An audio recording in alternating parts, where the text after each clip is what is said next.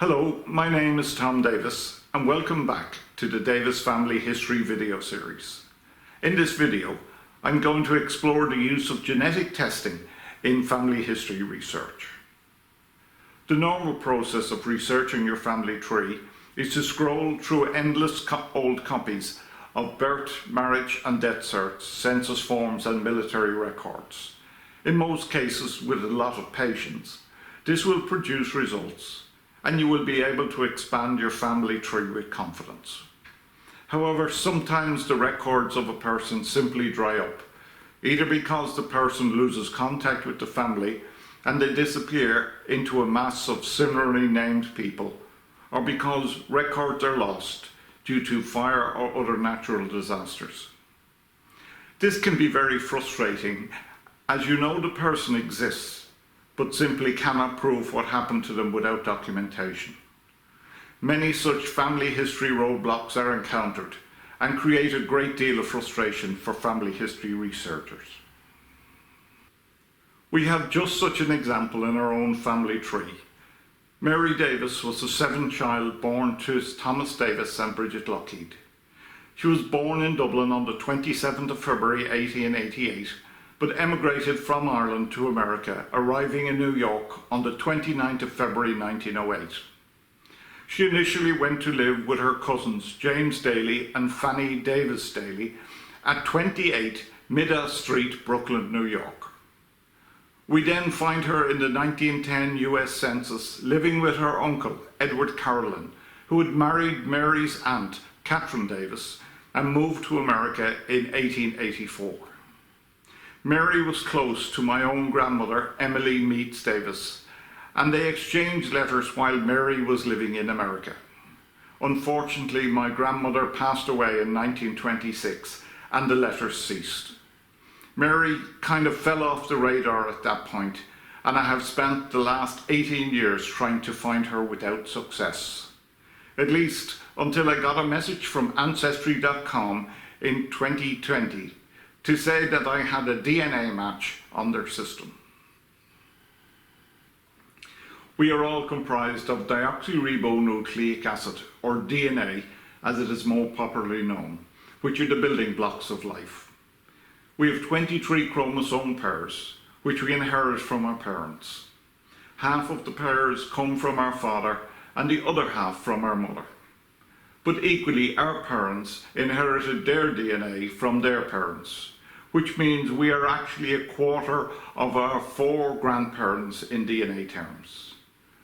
Other children born to the same grandparents have similar DNA, and in turn, cousins will also inherit some genetic markers which are shared among them.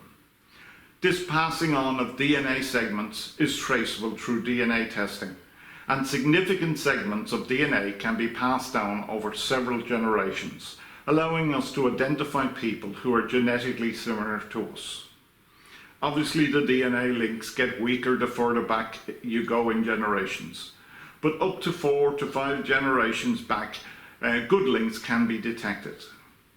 These shared DNA segments give you various inherited family traits such as hair colour, eye colour, and facial similarities. The DNA match in question was a match between myself and a Mary Alice O'Connor.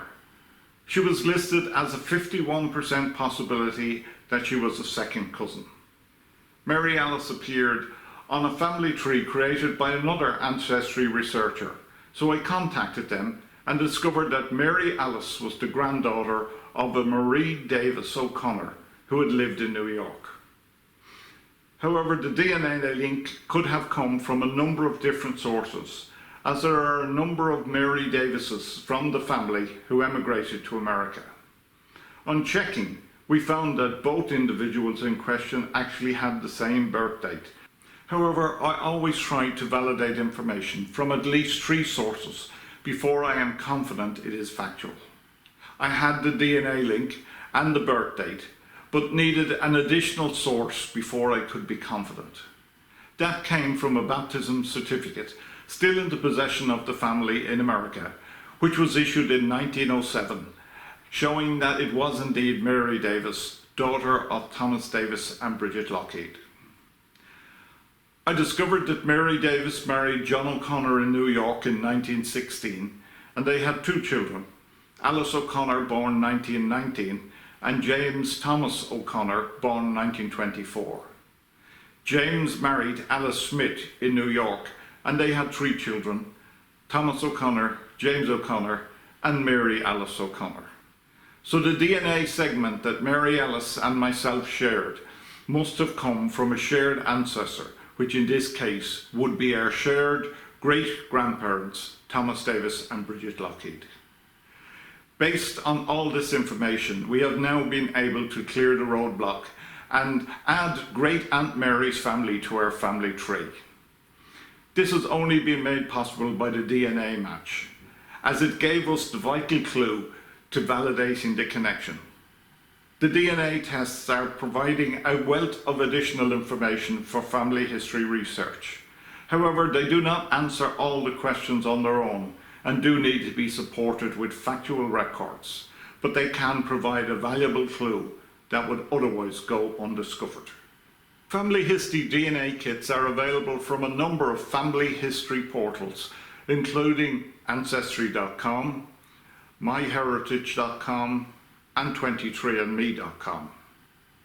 If you have not completed one yet, I would encourage you to think about it, as they are relatively inexpensive, easy to use, and provide a wealth of information for family history research. In addition to identifying links with individuals, your DNA results can also identify which areas of the world your DNA originated. Here's a section of my DNA report showing my genetic links going back in time geographically. You can see that 81% of my DNA is from Leinster, Ireland, with some links to County Wicklow, which was where my grandmother's family came from. The other smaller links to Scotland, Wales and England show perhaps our Celtic origins further back in time. If you do decide to complete a family history DNA test, please tell somebody in your family who is researching your family history about it, so that they can watch out for any links that may arise. Too many people just do the test and then forget all about it.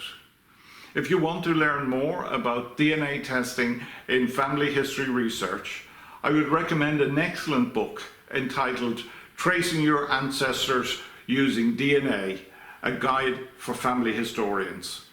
I will put a link to this book at the bottom of this video. It is well written and explains things very much in layman's terms, so it's easy to follow. Well, that's all for now. Thank you for watching another story from the Davis Family History video series. Goodbye for now. Slán leat.